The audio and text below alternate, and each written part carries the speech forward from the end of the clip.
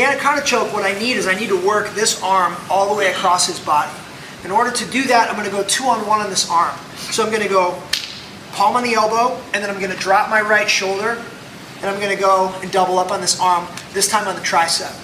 So with this grip, I'm going to force his arm across the body. But the problem right now is if I try to force it across the body, it's pretty heavy because I'm laying on him and his elbow is on the mat. So like I try to force this across and it's like really tight. So one way you can make this light is just drive in and pick the person up just a little bit. Just a little bit of a pickup here, and then I can stuff that arm across. That makes my job a lot easier.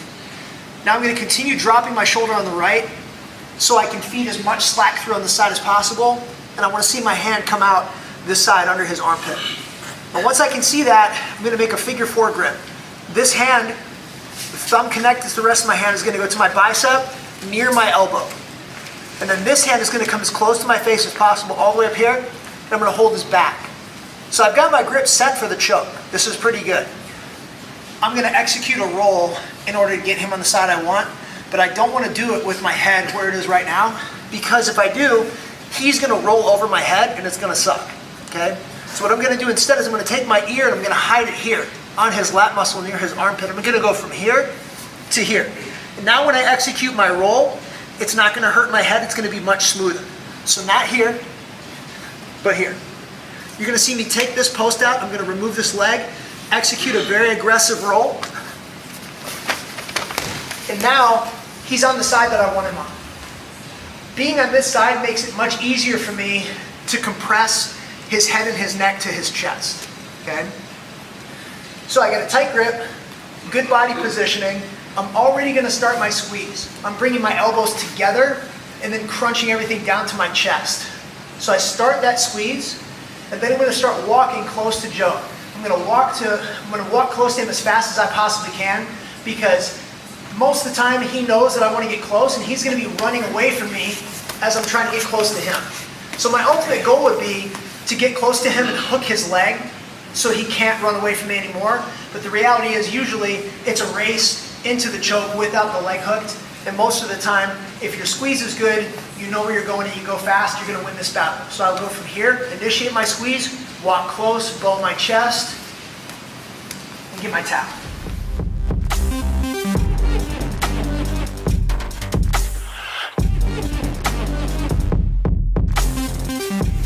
One thing I would definitely recognize is the fact that there are certain body type matchups where it is nearly impossible, even after you pass the arm, to get this locked up flush. Like, it can just be tough sometimes. Maybe your partner is like really stocky, really muscular. Maybe you are, maybe both of you are, and it's hard to get that lock, okay? Or sometimes the person will hide this arm like around your waist, so he brings it around here. Now it's like, it's a tall order to pass this, right?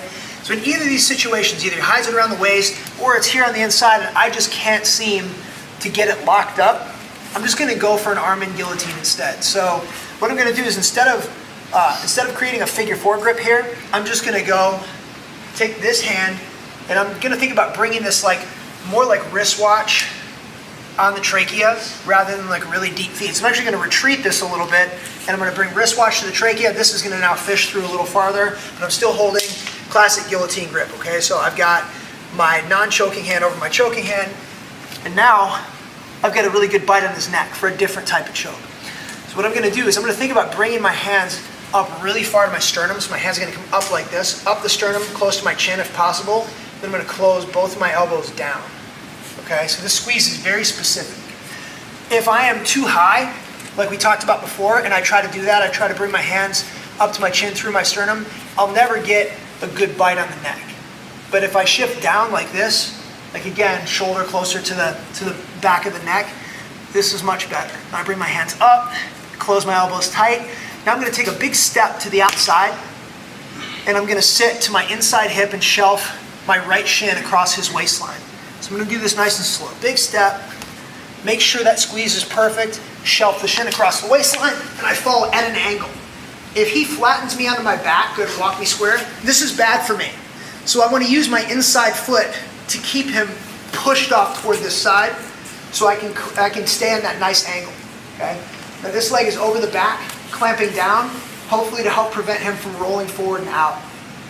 So I can't emphasize enough, try to bring your hands all the way up past your sternum to your chin, close your elbows. You want to create a big bend in your body toward the guillotine side. So toward my right side, I want to arc and bend my body, and then what's very counterintuitive, I don't want to stretch him away and straighten up because his head will actually start to slip out. Instead, I want to do a crunch. I want to crunch up tight into a ball as I execute that squeeze. Oh, that sucks. Yep. So here are all the points to this that are kind of counterintuitive, okay? Number one, bringing the hands up toward your chin, closing your elbows down, and then after you've done that, staying in that angle where you're on your inside hip, and then I'm going to crunch to the side, and then I'm going to crunch forward like I'm doing a sit-up.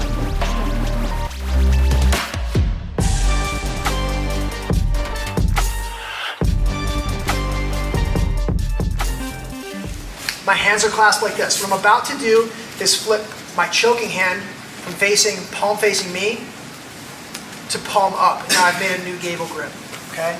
So we go from here, I flip my grip, and then I take my little wrestler shot around the side, change the way my hips are facing, and now this is my threading arm. It's no longer my choking arm, it threads through, and I clamp my forearm down across the back of his neck for a 3/4 Nelson position. This is a really nice control position for me.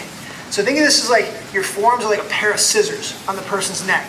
I don't want this one floating out here because he can loop his head out. See? I want to keep this flush and parallel with my other forearm, pinching tight on the neck. So I'm not perpendicular to him. What I want to do is use this grip to turn him onto his side. So I'm going to raise my bottom arm and I'm going to hammer down with this top scissor blade and I'm going to turn him. Now, as I turn him, I want to follow this shoulder with my chest. So I don't just turn him and sit here because he's just going to move away from me. I'm going to turn him and my sternum follows that shoulder. So I walk with him into side control. Okay. Clear so far? Not bad, right? Okay, so here we are. I'll use this position to wear out a stronger person's neck. So what people do, they get pancaked to their side like this. What does he want to do? He wants to get back up. So I'll just stay here. I'll just keep flipping him over, keep tenderizing his neck, keep following him until he gives up on trying to get back up to his knees.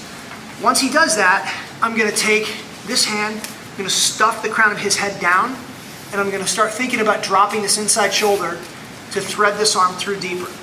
Now, if at any point in time I take my hand off here and I feel like he starts to arch his head really hard, I just go back to my 3/4 Nelson and I keep tenderizing his neck. But eventually it's going to get worn out. I'll be able to stuff the crown of the head, drop my left shoulder down and thread this through nice and deep. How deep do you want to go? I would say about as deep as you can. Okay? If you can drop this shoulder and you can get the crook of your elbow flush with the person's neck, that's fine. It's going to be a very tight choke and you're not going to have to squeeze very hard. Some people actually prefer to have their forearm, the blade of their forearm on the neck, because it produces a different type of choke. It's okay too. That's kind of preferential and it depends who you're choking, what their body type is, what your body type is. Okay?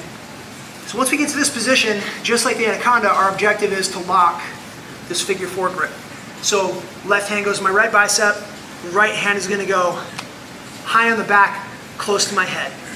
Now I really like the sprawl finish, which means I'm going to squeeze my elbows together into my chest, just like we do for the rear naked choke, just like we did for the anaconda choke, and then I'm going to get my knees off the mat, melt all my weight into his shoulder and chest, take a big deep breath in, and get my tap, okay? Very low energy expenditure for me. Some people like to sit their hips through, face the person and run close. I prefer just to finish in the sprawl. You can get to this point against, I would say, pretty much any person of any build, you can get here. But the problem becomes like if the person is really stocky, really muscular up top, or you have shorter arms, or both, you're going to have trouble pushing the crown of the head, dropping the shoulder, and getting to this true figure 4 position. This is going to be difficult, okay? But this you can do. You can keep this gable grip, okay? So what I'm going to do is I'm going to pull the head in super tight. I'm going to keep this scissoring motion going with my gable grip and my forearms. What I'm going to do is something that's going to feel a little awkward at first. You're just going to have to go with it. I'm going to roll to my right side, dropping my right shoulder and hip to the mat, but keeping this grip the entire time. So like I'm here, just at that point before I push the head and feed the figure 4, okay, with the gable grip, and I go, you know what, this is not going to happen. I'm not going to be able to hook that grip up on this person, so I keep my 3/4 Nelson, I fall to my right hip and shoulder, and then his head is trapped right in my solar plexus under my sternum. From this position, I'm gonna pull my hands up toward my chin, close my elbows, and then I'm gonna walk close to Joe as I execute my squeeze. I get my tap, okay? It's a neck crank, it's a choke, it's just absolute hell. We're here, get to this position. I don't think I can do this. Just person's too big on top, my arms are too short, or both, okay? So just make sure that this doesn't stay like in a position with a hole where it's gonna slip off his head. Keep those scissor blades parallel, close together, and then fall to your outside shoulder and hip. But try to think about keeping the crown of the person's head right in your sternum, solar plexus area. Bring your hands up toward the throat, close your elbows, slowly walk close to the body as you take a big deep breath and arch your hip, and you'll get your finish.